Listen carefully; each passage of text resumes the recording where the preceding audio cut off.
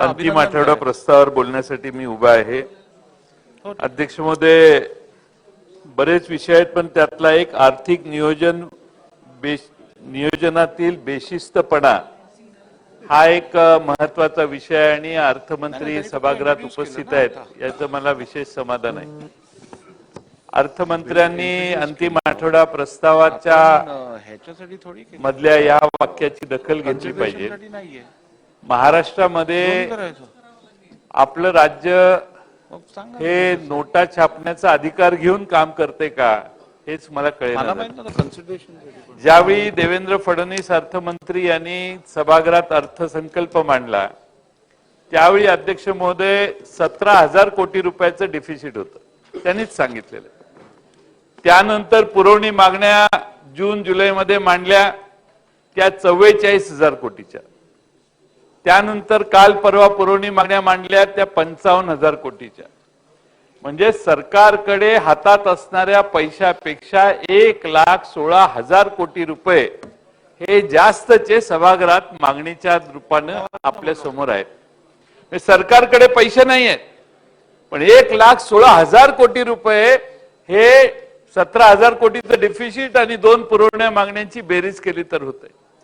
काल सन्माननीय मुख्यमंत्री महोदयांनी परवा भाषण जे केलं या राज्यातल्या शेतकऱ्यांना मदतीचं कदाचित त्याची बेरीज 44,000 कोटी असेल। म्हणजे महाराष्ट्र सरकारला 1,60,000 कोटी रुपये ऍडिशनल 31 मार्चच्या आत हे पैसे द्यायचे असतील तर 1,60,000 कोटी रुपये महाराष्ट्र सरकारला गरज आहे ऍडिशनल। एवढं उत्पन्न वाढण्याची शक्यता नाही। आता हे 1,60,000 कोटी कुठे गेले? प्रत्येक मतदारसंघात 400 कोटी दिले, 200 कोटी दिले, 50 कोटी दिले, 70 कोटी दिले।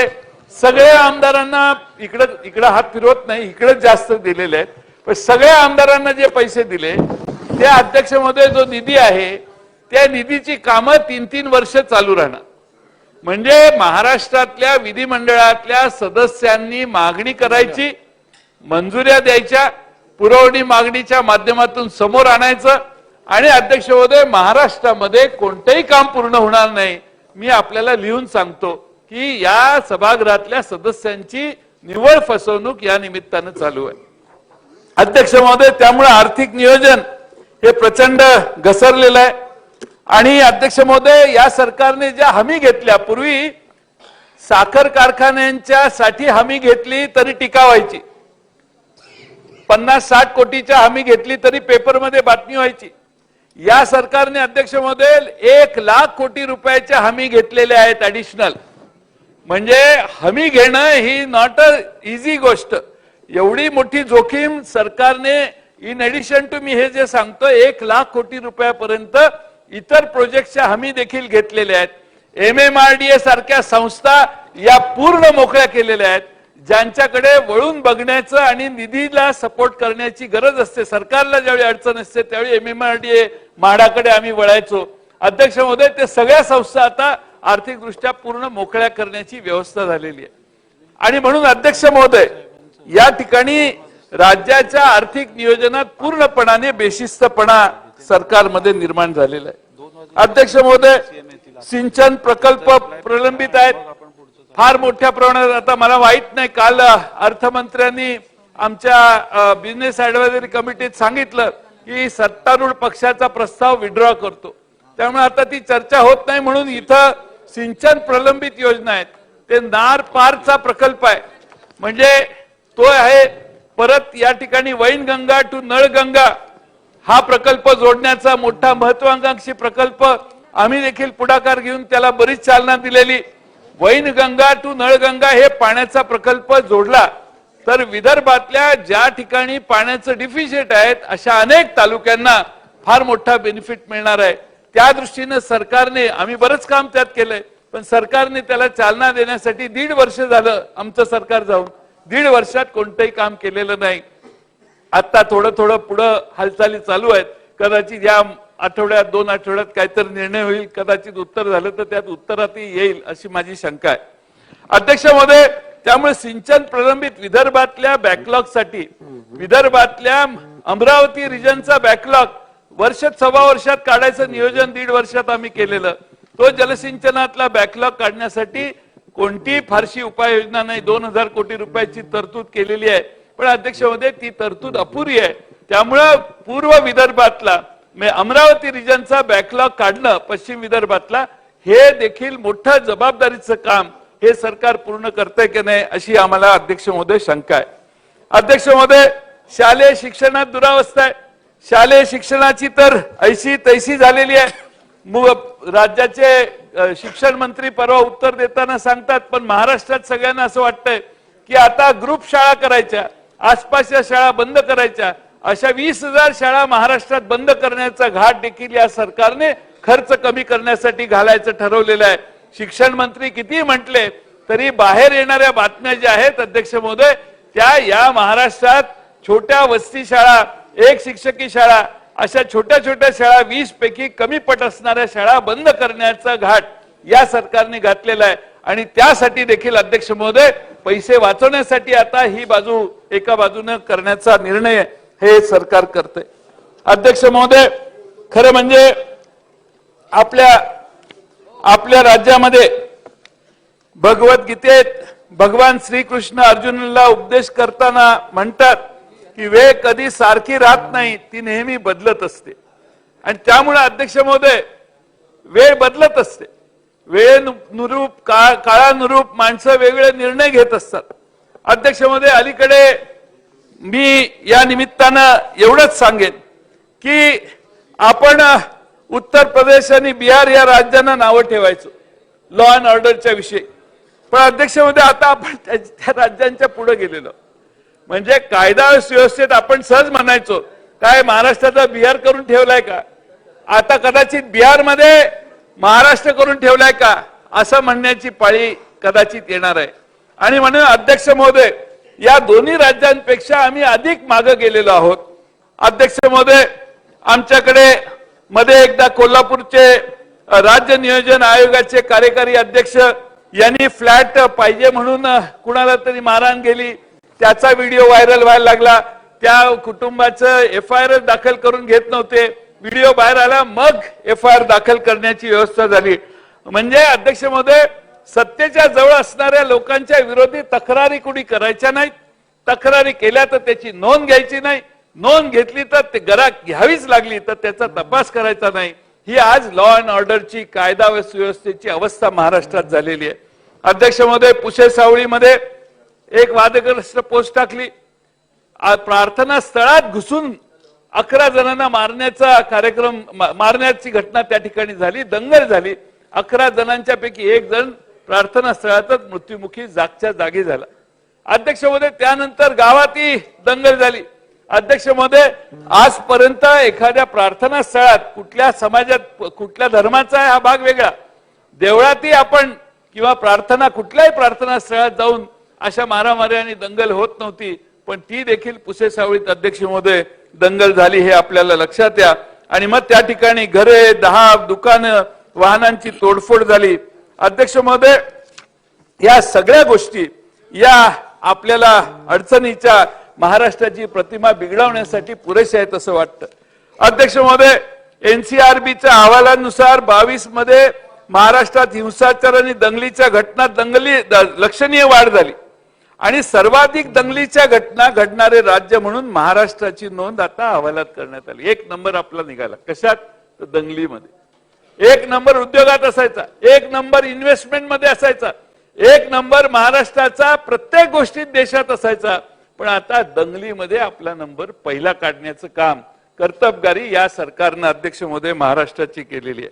अहवालात दावा केलेला आहे 8,218 घटनांची दंगलीची नोंद झाली आहे, ज्यामध्ये जवळपास 9,500-10 हजार लोकांच्यावर त्याचा परिणाम झाला. अध्यक्ष महोदय, बीड मध्ये दंगल झाली, ज्याची चर्चा लक्षवेधी झाली. आमच्या क्षीरसागर आमदार महोदय यांच्या घरावर जाळपोळ झाली, घराची जाळपोळ झाली. तिथं प्रकाश सोळंकींच्या घरावर जाळपोळ झाली. जयसिंग माजलगावला, बीड मध्ये 3 घरं जाळली. पक्षाचं आमच्या कार्यालय जाळलं.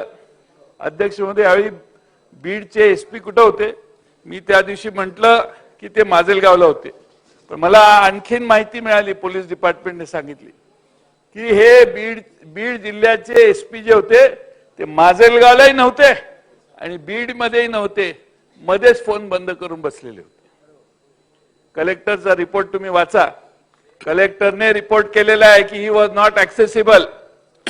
राज्यातल्या एका जिल्ह्यात दंगल चालू असताना डीएसपी फोन बंद करून किंवा फोन न घेता बसतो आणि दोन्ही साईटवर नसताना मध्येच गाडीत निवांत बसलेला असतो. ही अध्यक्ष महोदय धाडस कधी येतं? कुणीतरी त्याला पाठीमागं घालतंय, त्याला पाठीमागं घालून इन्स्ट्रक्शन दिले आहेत आणि म्हणून हे धाडस त्याच्यात आलेलं आहे. हे अध्यक्ष महोदय न समजणे की महाराष्ट्रातली जनता दुधखोळी नाहीये. आणि म्हणून अध्यक्ष महोदय आपण जे बघतोय त्यात अध्यक्ष महोदय आपल्यामध्ये 8,218 दंगली झाल्या. त्या बिहारमध्ये 4,736 दंगली झाल्या. त्या उत्तर प्रदेशमध्ये 4,478 दंगली. म्हणजे पहिल्या आणि दुसऱ्या क्रमांकात फरक किती आहे? म्हणजे 2 नंबरला 4,736 वर बिहार आहे. आपला 8,218 दंगली महाराष्ट्रात घडवण्याचा विक्रम झालेला आहे. या दंगली का घडतात? दंगली घडतात अध्यक्ष महोदय रामनवमीला अलीकडे दंगली होण्याची शक्यता निर्माण व्हायला लागली आहे. अध्यक्ष महोदय दसऱ्यालाही काही होऊ शकतं. आमच्या कोल्हापूरला कुठून माणसं आली माहित नाही, पण एवढी मोठी गर्दी आणि मोर्चा. अध्यक्ष महोदय प्रत्येकाला, आम्ही हिंदू आहोत, आम्हालाही धर्माचा अभिमान आहे, पण अध्यक्ष महोदय या धर्माचा अभिमान ठेवताना दुसऱ्याच्या अस्तित्वाला आपल्याला डिवचून चालणार नाही. डिवचण्याची ही भारतीय संस्कृतीची परंपरा नाही आहे. सर्वांनी, सर्व जाती धर्माच्या लोकांनी समाधानाने या देशात राहावं, तरच या देशाची प्रगती आहे. आपण असे दंगे करायला लागलो तर अध्यक्ष महोदय देशातली इन्व्हेस्टमेंटचं रेटिंग आपल्या देशाचं कमी होईल. हे अध्यक्ष महोदय विसरता येणार नाही. अध्यक्ष महोदय केंद्र सरकारने सगळ्या पोलीस स्टेशनची मूल्यमापन केलं आणि एक यादी जाहीर केली देशातल्या टॉप 10 पोलीस स्टेशनची. महाराष्ट्रातले एकही पोलीस स्टेशन यात नाही. महाराष्ट्रातले एकही पोलीस स्टेशन देशातल्या टॉप 10 मधल्या यादीत नाही. म्हणजे गृह खातं कसं चाललेलं आहे हे आपण अध्यक्ष महोदय लक्षात घ्या. आपल्या ऍडमिनिस्ट्रेशन कडे लक्षच नाही. आपल्याला उद्योग दुसरेच आहेत जास्त, त्यामुळे गृह खात्याच्या कडे लक्ष द्यायला वेळ नाहीये. आणि एवढे उद्योग आहेत की एक पक्ष फोडला, दुसरा पक्ष फोडला, आता उरलेल्यांनाही फोडा. हे सगळेच मला वाटतं असं जाहीर करा तिथून की सगळेच एका पक्षात आता आहोत म्हणून, म्हणजे शांतता होऊन जाईल एकदा. अध्यक्ष महोदय गृह खात्याकडे लक्ष द्या. गृह खात्याचं लक्ष, आपलं जॅकेट बरेच दिवस घालून आपण तयार आहात. अध्यक्ष महोदय एकेकाळी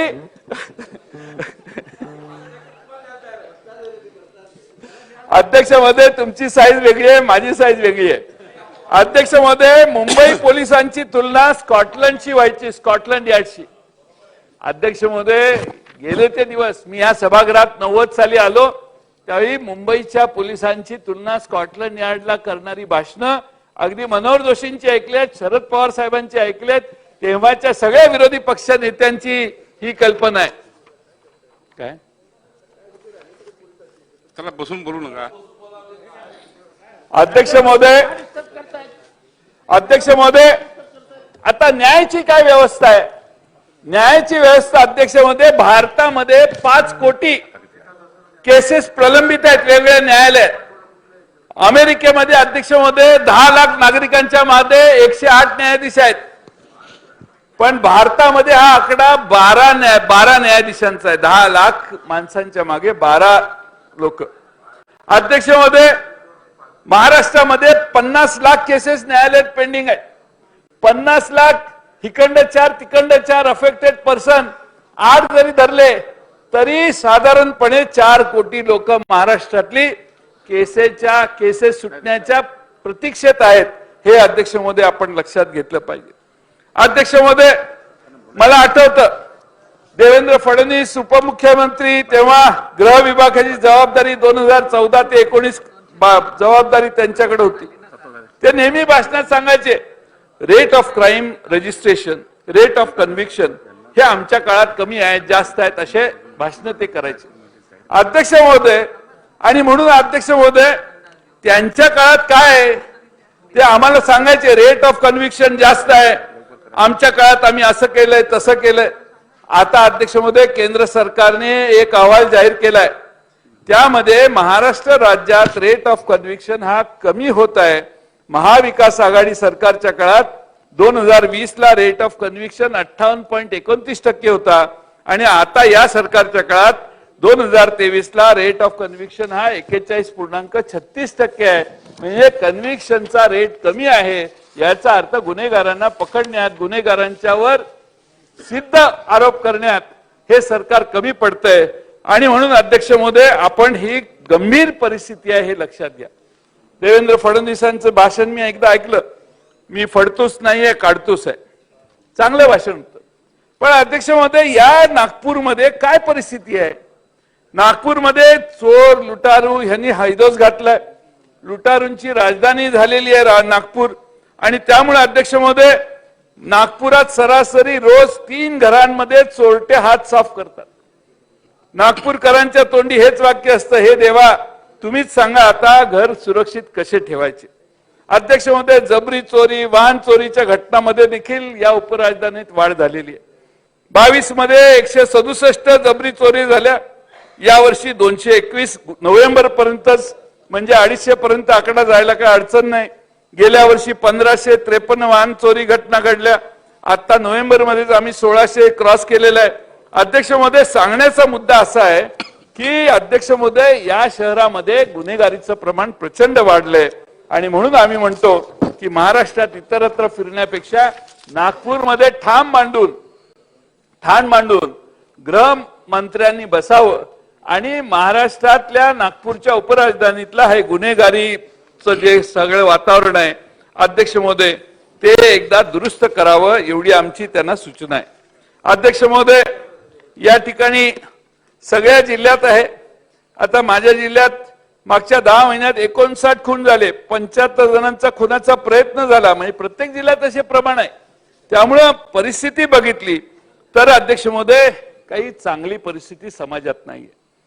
मागच्या वर्षात 2904 बलात्काराच्या घटना घडल्या. आता बलात्काराच्या घटनांमध्ये महाराष्ट्राचा 4था नंबर आलाय. म्हणजे तो अजून यांचं राज्य कंटिन्यू राहिलं तर पहिला नंबर यायला फार वेळ लागणार नाही. त्यामुळे 4थ्या नंबरला आमचं राज्य बलात्काराच्या घटनात आम्ही पोहोचवलं. खुनाच्या घटनांमध्ये देखील अध्यक्ष महोदय महाराष्ट्र 3ऱ्या क्रमांकावर गेलेला आहे. आणि अध्यक्ष महोदय जळगाव मधली घटना, 8 वर्षाच्या मुलीची निगृणपणाने हत्या करण्यात आली. जुलै महिन्यात एरंडोल येथील वसतिगृहामध्ये 5 अल्पवयीन मुलींचे लैंगिक शोषण झाले. याला कोण जबाबदार आहे? जळगावचं नाव काढलं तर जळगावचे मंत्री आमच्या बच्चू कडूंना जवळ घेऊन बसतात. हा प्रश्न महत्वाचा आहे. बच्चू कडूंना अधिकार द्या, बघा सगळे जळगाव कसं स्वच्छ करून टाकतील. पण अध्यक्ष महोदय जळगाव जिल्ह्यात 3 मंत्री आहेत आणि अध्यक्ष महोदय 3 मंत्री आपल्या माता भगिनींना सुरक्षित ठेवण्यात अपयशी ठरत आहेत. या सगळ्या घटनांना कोण कारणीभूत आहे? मंत्रीपद, मंत्री व्हायला काय अडचण नाही, कोणाची तक्रार नाही, पण महिलांची सुरक्षितता यांच्या काळात धोक्यात आलेली आहे, हे या ठिकाणी सांगणं गरजेचं आहे. अध्यक्ष महोदय या निमित्ताने मी आपणा सर्वांना आणि अध्यक्ष महोदय, मंत्री महोदयांना विनंती करेन की आपण शेवटी प्रगतशील असणारं राज्य आहे. या राज्याची बेकारी एवढी मोठ्या प्रमाणात वाढलेली आहे, 10% वर आज बेकारी गेलेली आहे, ऍव्हरेज बेकारी. आणि त्यामुळे अध्यक्ष महोदय या ठिकाणी महिलांची सुरक्षितता या संदर्भातल्या काही गोष्टी या आपल्याला लक्ष घालून कमी करणं आवश्यक आहे. महिलांच्या पॉस्कोची देखील परिस्थिती तीच आहे. 2021 ला देखील गुन्ह्यात वाढ झाली आहे. 22 ला 964 वरून 20 सालचे आता 22 साली 1184 वर केसेस गेलेले आहेत. आणि त्यामुळे हे सरकार महिलांना सुरक्षितता देण्यासाठी पूर्णपणाने कमी पडते अध्यक्ष महोदय. आणि त्यामुळे पोलीस डिपार्टमेंटमध्ये पोलीस भरती करण्याचं हे सरकार का टाळतं हे आम्हाला कळत नाही. अध्यक्ष महोदय मुंबईमध्ये 2023 साली सँक्शन पद 30,115 आहेत, पण फक्त 19,532 पोलीस आहेत त्यांच्याकडे. 35% जागा रिक्त आहेत आणि हे सरकार पोलीस भरतींच्या बाबतीत पावलं टाकत नाही. हे अध्यक्ष महोदय दुर्दैवाने आहे. पद रिक्त ठेवायचं, नोकर भरती करायची नाही. अग्निवीर आहे, अग्निवीर योजना केंद्र सरकारची आर्मीमध्ये जायची. मला जरा शंका आहे त्या अग्निवीर प्रमाणे पोलिसांच्या ती असे काही वीर घालायचे असं दिसतंय, कारण कॉन्ट्रॅक्टवर पोलीस भरती करायचा मानस या सरकारचा अशी माझी अध्यक्ष महोदय शंका आहे.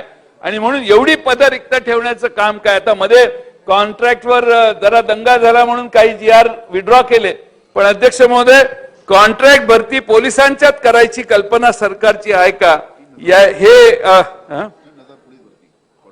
3,000 पोलीस भरती कॉन्ट्रॅक्टवर करायची असा प्रस्ताव आहे अशी माझी माहिती आहे. आणि म्हणून अध्यक्ष महोदय की रिक्त जागा ठेवायच्या आणि मग अचानकपणाने कंत्राटदाराकडून त्या भरायच्या. हेच सध्या अध्यक्ष महोदय या सरकारचं चालू आहे. आणि त्यामुळं या निमित्ताने पुन्हा एकदा 2014च्या निवडणुकीत आम्ही बघितलं, एक भगिनी नेहमी टीव्हीवर यायची आणि म्हणायची, महिलांचे प्रश्न मांडायचे आणि म्हणायचे कुठं नेऊन ठेवलाय महाराष्ट्र. आता अध्यक्ष महोदय तिला हुडकतोय आम्ही, ते कुठं गेल्या ताई त्या. अध्यक्ष महोदय आता कुठे नेऊन ठेवलाय महाराष्ट्र आमचा असा प्रश्न आम्ही नाही, महाराष्ट्रातली लोक विचारायला लागली आहेत. ड्रग्जचा तर विषय चर्चा करायचाच नाही. उडता पंजाब तसं उडता महाराष्ट्र अशी परिस्थिती आपली केलेली आहे. उडता महाराष्ट्र करण्याची व्यवस्था झाली आहे. कुठल्याही ठिकाणी जावा, मोठ्या शहरात जावा, ड्रग्जचं अंमली पदार्थांचं प्रमाण एवढं वाढलेलं आहे अध्यक्ष महोदय. आणि ते सगळे हप्ते देत असतात. हप्ते देत असल्यामुळे त्यांच्यावर कोणी रेड करत नाही आणि सगळे सर्रास व्यवसाय, अवैध व्यवसाय चालू करण्याचं काम हे सर्व ठिकाणी चाललंय.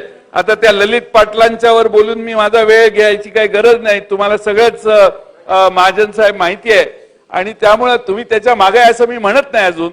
पण ह्या सगळ्या प्रकरणामध्ये त्याला हॉस्पिटलमध्ये ऍडमिट करण्याची व्यवस्था देखील मंत्रीच करतात.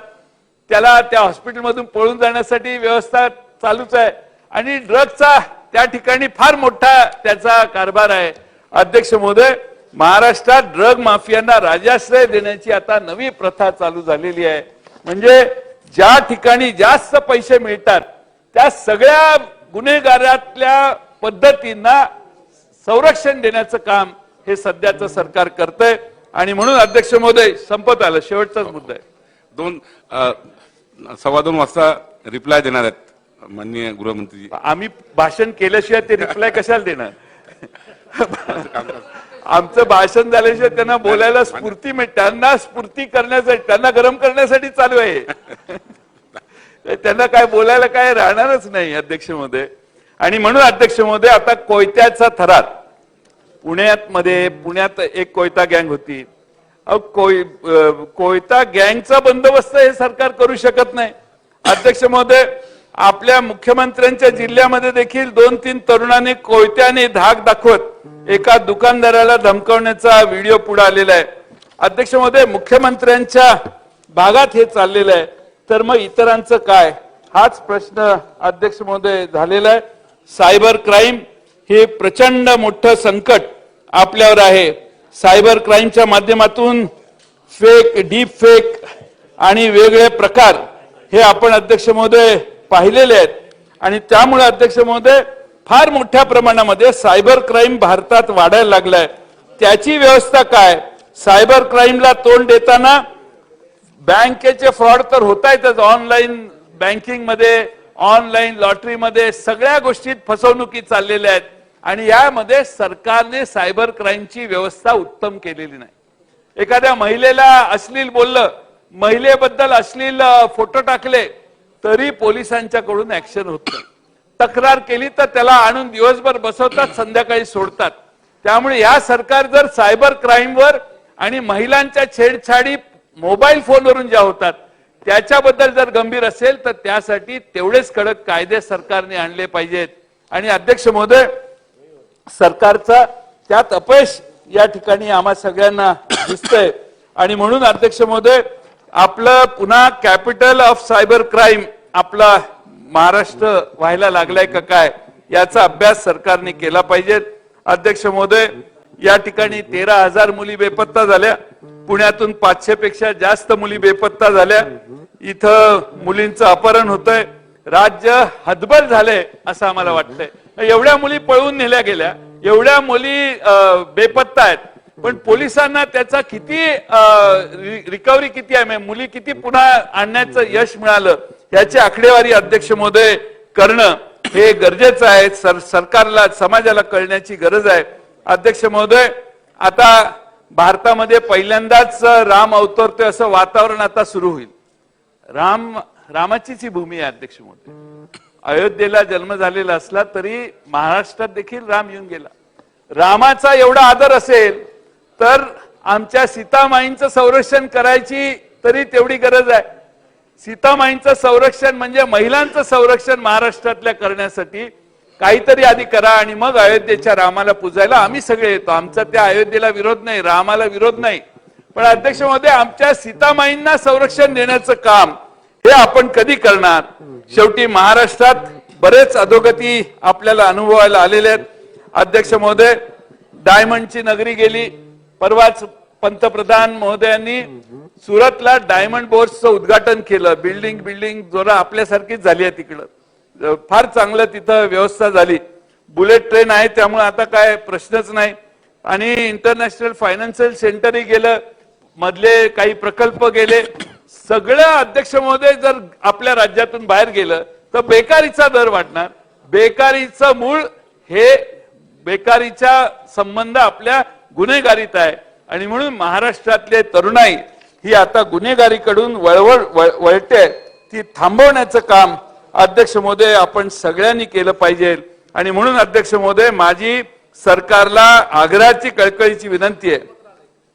भ्रष्टाचार तर काय आता सर्रास म्हणजे कुठेही त्याचं म्हणजे भ्रष्टाचारावर बोलणारा वेडा असा त्याचा अर्थ व्हायला लागलाय. कुठेही एखादा मोठा प्रोजेक्ट गेला की त्याकडून पैसे काढ. एखादा रस्ता मंजूर झाला तर त्यातनं 10%, 20%, 25%, 30% काढ. काय चाललंय काय? या महाराष्ट्रात अशी संस्कृती नव्हती. पण कुठलेही प्रकल्प मोठे मंजूर केले तर ज्याच्या एरियात आहे त्याला अधिकारच दिलाय. त्याच्याशी तू डील कर, काय करायचं ते तू कर. म्हणजे अध्यक्ष महोदय महाराष्ट्रामध्ये अशी लिबरल व्यवस्था कधी नव्हती. ज्या त्या भागात लिबरल व्यवस्था आहे. तुझ्या भागात तू काय कर, तुला किती बाबा एवढे कोटी, ठीक आहे घे, काय करायचं ते कर.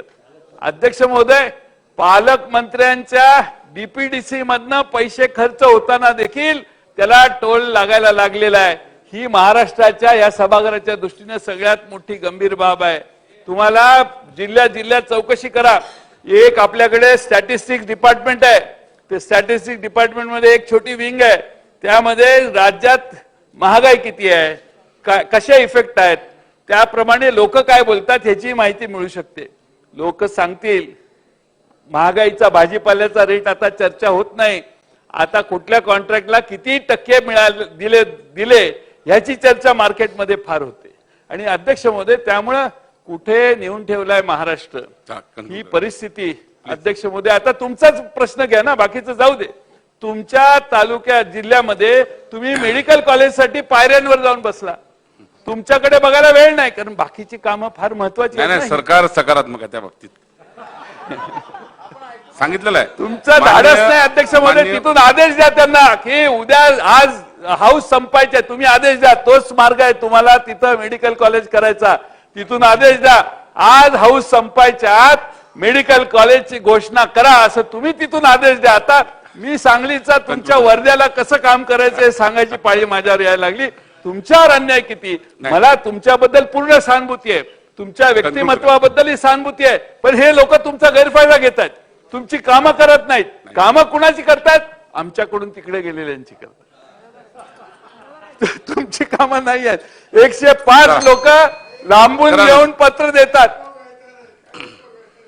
का उपयोग होत नाही, पण भिंतीवर धडक मारणे हे विरोधकांचं कामच आहे. आता तुमची संख्याच वाढली. आता शेवटचाच मुद्दा अध्यक्ष महोदय, अध्यक्ष म्हणून आपल्याकडे आता आमच्या डिस्क्वालिफिकेशनचे प्रोसिडिंग चालू आहेत. 40 आणि 40 80 लोक आपण डिस्क्वालिफाय केले तर पुढच्या अर्थसंकल्पीय बजेटमध्ये 200 8च लोक हे सभागृहात असतील. आता प्रथा सुरू झाली आहे देशात, लोकांना घरी घालवायचं आणि राज्य करत राहायचं, सस्पेंड करायचं आणि राज्य करत राहायचं. त्यामुळे आता आम्हाला सगळ्यांना आमच्या डोक्यावर हँगिंग स्वॉर्ड आहे. आम्ही खरे ओरिजिनल, पण काय करणार. त्यामुळे काय निर्णय लागेल आपल्या अध्यक्षपदाचा, हे अध्यक्ष आमच्याबद्दल काय निर्णय देतील ते हिअरिंग मध्ये कळेल. तुमच्याबद्दल मी काही प्रिज्युडाइज स्टेटमेंट करत नाही. परंतु अध्यक्ष महोदय, या राज्यामध्ये आपल्या बळ आहे, आपली संख्या आहे म्हणून किती रेटायचं. निधी देताना अध्यक्ष महोदय या बाजूच्या पुरवणी मागण्या उडून बघा, 2 मागच्या, या बाजूच्या कुणालाही निधी दिला नाही. निधी दिला तर दम, मागायला गेलं तर दम मिळतो यांना सगळ्यांना. त्यामुळे अध्यक्ष महोदय ही काय पद्धत आहे का. थोडंसं असतं प्रत्येकाच्या, आता शेवटी एखाद्याच्या मतदारसंघात अशा काही घटना आणि असे महत्वाचे प्रश्न असतात, 50 लाखाने 2 कोटीने त्याचं त्या तिथल्या सामान्य लोकांची गरज होती. हे काय निधी घरी घेऊन जाणार नाही कोण. पण अध्यक्ष महोदय, लोकांच्या गरजांसाठी सभागृहात 4 लाख लोकांनी मतदान करून निवडून आणल्यावर त्यांना न्याय देण्यासाठी इथं समोर बसलेले मंत्रिमंडळातील सहकारी आहेत. हे सरकार हे महाराष्ट्राचं आहे. हे सरकार पूर्ण सभागृहाने असेल विरोध आमचा, पण सरकार त्यांची बाजू जी आहे, त्यांना जी संधी मिळालेली आहे त्याचा वापर आपल्या शपथेत लिहिलेला आहे. कुणाच्यातही मी भेदभाव करणार नाही, पण भेदभाव फार चालू आहे आणि तात्विक विरोध देखील सहन करायची तयारी नाही. कोणी विरोधात बोललं तर सहन चालत नाही, कोण विरोधात बोलला तर त्याचा कार्यक्रम करायची लगेच तयारी होते. त्यामुळे अध्यक्ष महोदय, बोलणाऱ्यांची संख्या कमी झाली. त्यामुळे अध्यक्ष महोदय, आपण सावध राहा. आपण त्या ठिकाणी मेडिकल कॉलेज, आता टर्म संपत आली, कदाचित लोकसभेबरोबर विधानसभा लावतील. त्यामुळे तुम्हाला परत मतदारांना सांगता येणार नाही की तुम्ही का मेडिकल कॉलेज केलं नाही, त्याचं उत्तर देता येणार नाही. चिंतक आहे. माननीय मुख्यमंत्री उपमुख्यमंत्री यासाठी पूर्ण सकारात्मक आहे. ठीक आहे, काही सकारात्मक आहे म्हणजे शेंडी लावायचे उद्योग आहेत. तुम्ही ऑर्डर घ्या ना, let him write on paper की बाबा हे मान्य आहे. ऑर्डर GR काढा, आज संध्याकाळपर्यंत GR काढा. यांना पाहिजे त्या गोष्टी दुपारपर्यंत होतात. मग तुमच्यासारख्या एक गरीब सामान्य सहृदयी चांगल्या प्रवृत्तीच्या माणसाला एक काम करता येत नसेल तर आमदारकीचा उपयोग काय तुम्हाला तो. म्हणून मी अध्यक्ष महोदय फार वेळ घेत नाही, पुन्हा विनंती करतो की हे जे मुद्दे मांडलेले आहेत ते आत्मचिंतन सरकारने करावं आणि सगळ्यांना न्याय देण्याचा प्रयत्न करावा. मला बोलण्याची संधी दिली याबद्दल धन्यवाद.